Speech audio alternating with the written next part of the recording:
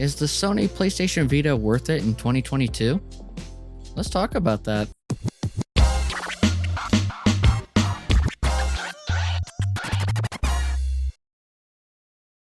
Hello and welcome to Modern Broadcast. Now let's talk about some retro handheld gaming. Imagine it's February 22nd, 2012, and Sony just released the next big AAA handheld system, the PlayStation Vita. At launch, you could choose between a Wi-Fi only Vita or one that had 3G capabilities on top of the Wi-Fi. The Vita was quickly abandoned by Sony, however, it gained a cult following among the homebrew crowd. The question remains, here in 2022, is the PlayStation Vita still worth it? Sony really took their time crafting this handheld device to give it a premium feel. Going over the specs, the PlayStation Vita is sporting a Quad-core ARM Cortex-A9 MPCore processor and 512MB RAM, with 128MB virtual RAM. The screen is a 5-inch OLED touchscreen, which was later replaced by a cheaper LCD touchscreen, and can support a resolution of 960 by 544p. The Vita has a 2210 mAh battery. Lastly, the first iteration of the PlayStation Vita came with a proprietary PlayStation Vita memory card, which came in a 4, 8, 16, 32, or 64 gigabyte card. These cards were very expensive and continue to be very expensive as they only work with the PlayStation Vita. So you might be asking yourself, why would you want a handheld device long forgotten by its creator? For that, there's but one simple answer: homebrew. A hacked Vita can do so many things, such as playing the classics like Nintendo, Super Nintendo, Sega Genesis, TurboGrafx-16, but more so, you can also have a huge collection of Vita titles to play through. And with an app called Adrenaline, you can open up the door to play your old PSP games, along with having native PlayStation 1 support. All these features sound pretty good on paper, but like with anything, the Vita has some flaws too. For starters, the process of modding your Vita can be a bit tricky for beginners. Let me know in the comments below if you'd like me to make a tutorial video on modding a PlayStation Vita. Secondly, not all emulation is perfect on the PlayStation Vita. I've had RetroArch and MGBA randomly shut off or crash on me numerous times. Sometimes a simple closing of the app and reopening it will fix it, while other times I have to completely reboot the device. Lastly, the PlayStation Vita is a bit expensive aftermarket, where there are other devices that offer the same or better performance for cheaper. Looking at our RG351MP, we have a screen already in the 4:3 aspect ratio. Emulation is stable for the retro systems, and it can even support some Nintendo 64 and Dreamcast titles. What we lose out on is the Vita library and 100% PSP compatibility.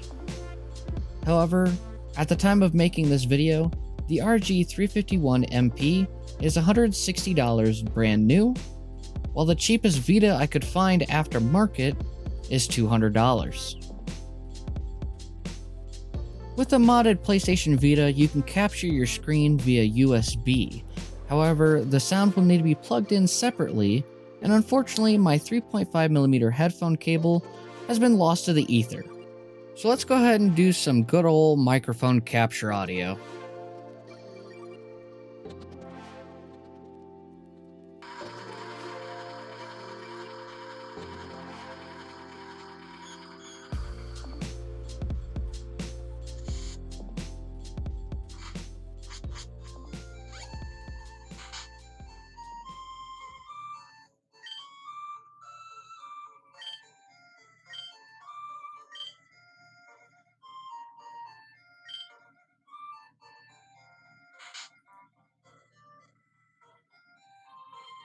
So occasionally you'll hear the audio kind of crackle out. That's just one of those issues that the emulator has with the PlayStation Vita.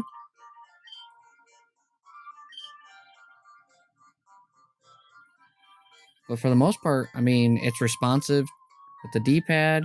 You can even use the stick to walk around. There's really no delay, and that handles well. It's just sometimes the audio cuts out with a Pokemon game.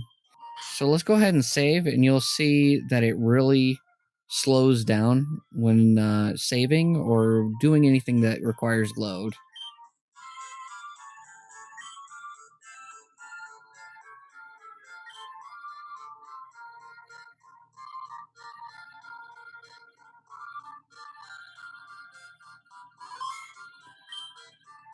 Alright, so here we are booting up Sonic Advance, and definitely a much more fast-paced game than Pokemon.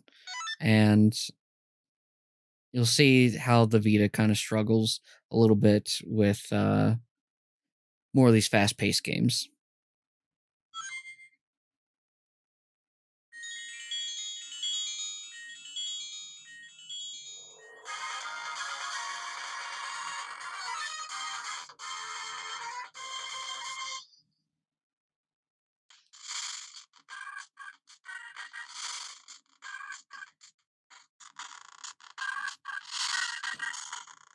And you can really hear it here. Okay. Let's see how this goes.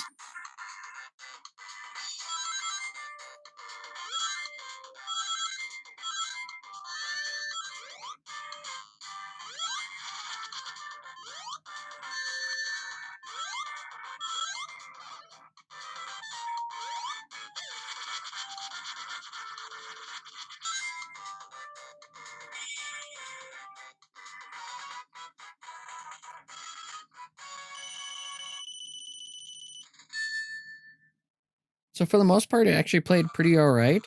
You just kind of have that audio kind of stutter, kind of drags a little bit. But if we played with the sound off, honestly, I probably wouldn't be able to tell. So now into RetroArch. Just booted up some Super Mario Brothers for the Nintendo.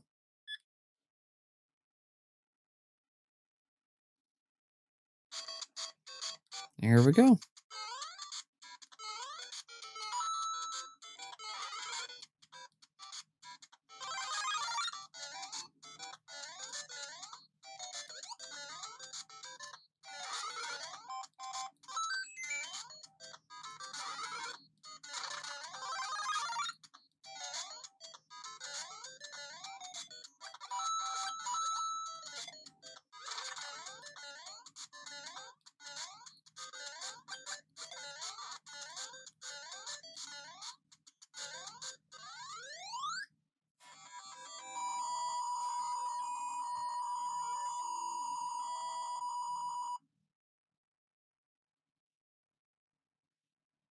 So it's going to handle Nintendo no problem.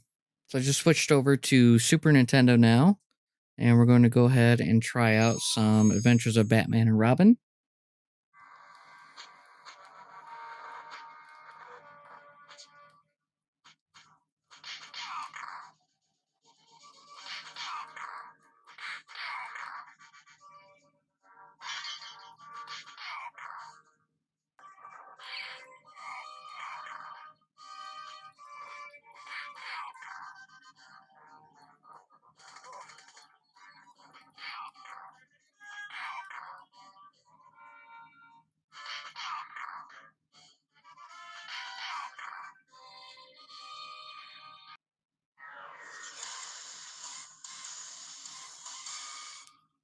So the Vita has a great lineup of games. Here we are playing Street Fighter versus Tekken.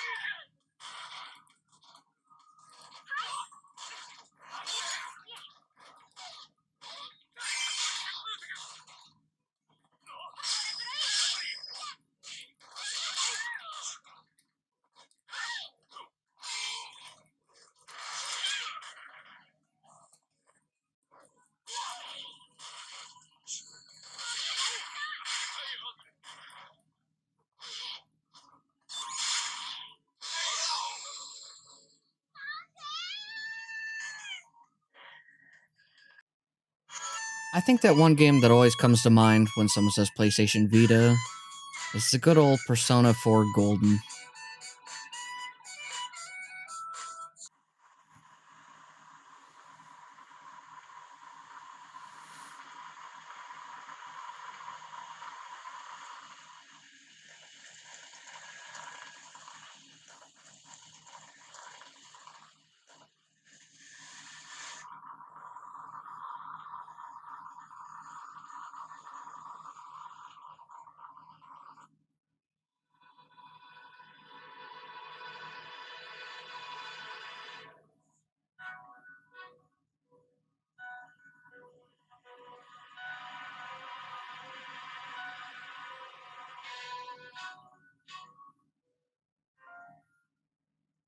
Welcome to the Velvet Room. Here we are opening the Adrenaline app. This will allow us to play PSP and PS1 games natively.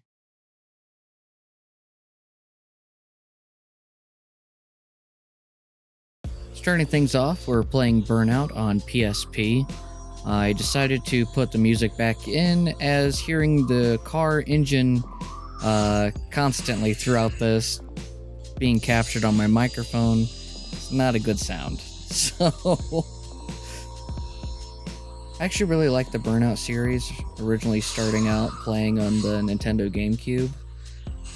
A fond memory that I have of the Burnout franchise is my grandpa and I used to play this quite a bit, and one night in particular is we started playing at like 10:30 at night, and we ended up staying up playing the crash mode until well after 3:30 in the morning. That would have been fine, but I had school at 6.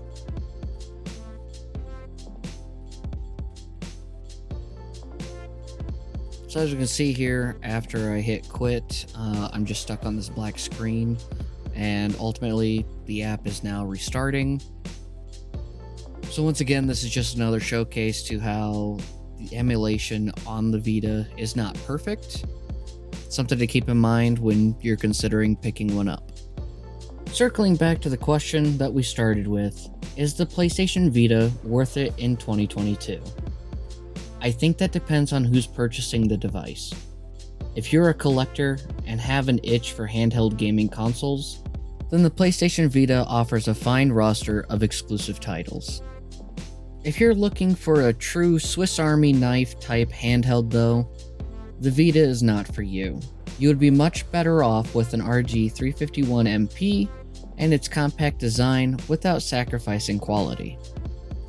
Thanks so much for watching. Let me know in the comments below what your thoughts are on the PlayStation Vita. Feel free to join the Discord. Things are still under maintenance, but it's a great place to chat, get troubleshooting help, and leave suggestions on future videos. You may have heard we released an album of lo-fi music on sale now on Bandcamp. You can also listen to it on Spotify, Apple Music, and YouTube Music. Links will be in the description down below. If you enjoyed this video, please consider leaving a like and subscribe. We'll see you next week. Take care.